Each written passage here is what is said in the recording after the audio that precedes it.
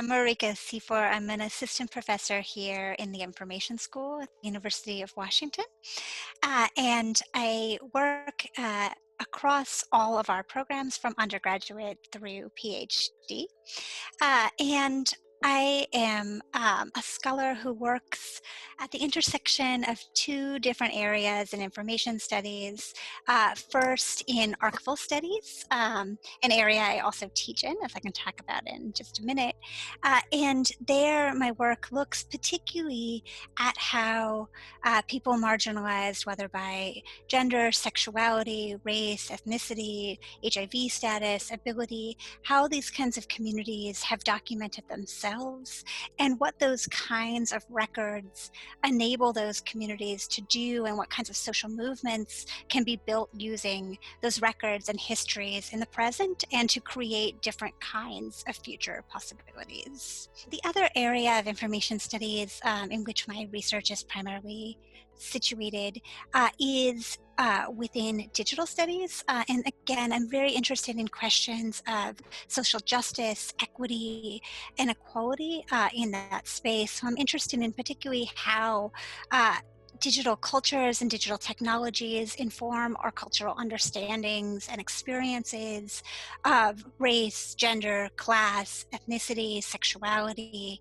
and thinking about how technologies reproduce cultural understandings, but also how those technologies, through a kind of feminist science and technology studies lens, how those technologies actually change and transform our conceptions of all kinds of social difference. And I'm particularly interested in all of my work in feminist approaches that interrogate structures of power and not only call out and identify those structures of power, but use feminist tools and methodologies to think our way out of these kinds of problems, to imagine different kinds of presents and futures for ourselves.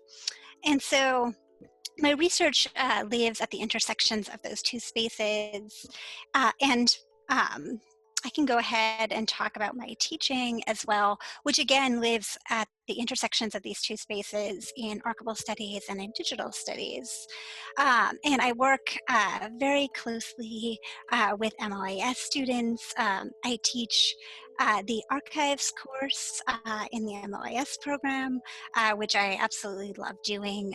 Teaching introductory courses like LIS 505 is such a fun opportunity to introduce students to where the field has been, but also to work together to envision where the field might be going.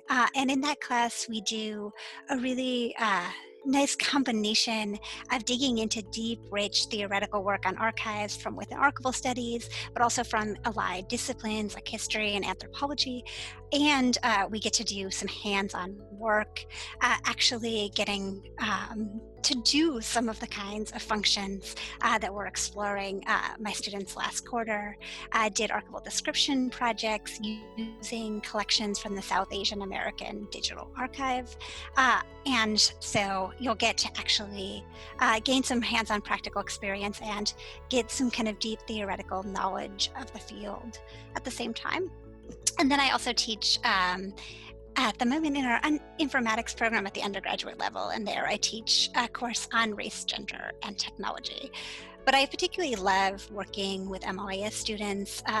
You're in such a kind of exciting moment of professional exploration, and it's a joy to get to work with MLIS students, not only in the classroom, but on research projects and on helping them develop research-focused capstones. For example, at the moment, I have a couple of students who are working on developing guidelines for redescription of Japanese American materials during World War II, thinking about how the politics of the language you use in archives really matters. And it's so exciting to be able to help students develop their projects, to work together on research, and to work together in the classroom. So I really look forward to meeting and to working with you.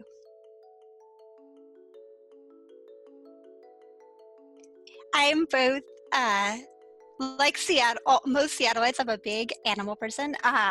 I have 3 cats at home. somewhat by accident. We had two shelter cats, and then in Los Angeles, where I lived doing my PhD, the house we lived in came with a yard cat who adopted us and became our third cat. And our cats have moved all over the country with us, from Boston to Los Angeles to Maine to Indiana and now Seattle. So I'm definitely a cat person, but I'm always excited to see people's cute animal photos, whether cats or dogs.